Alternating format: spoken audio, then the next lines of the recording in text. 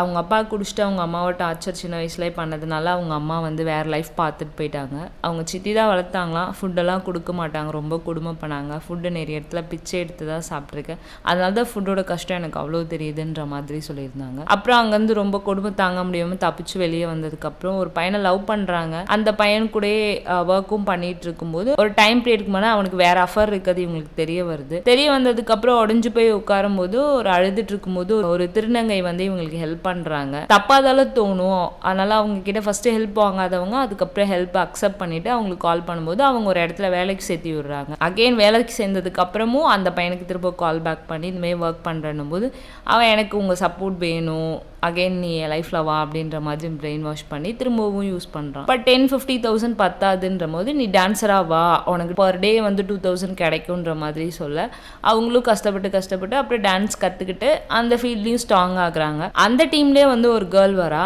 அப்புறம் கொஞ்ச நாளில் நாங்கள் 2 பேருமே லவ் பண்ணுறேன்னு அவங்க 2 பேர் வாயாலுமே சொல்கிறாங்க.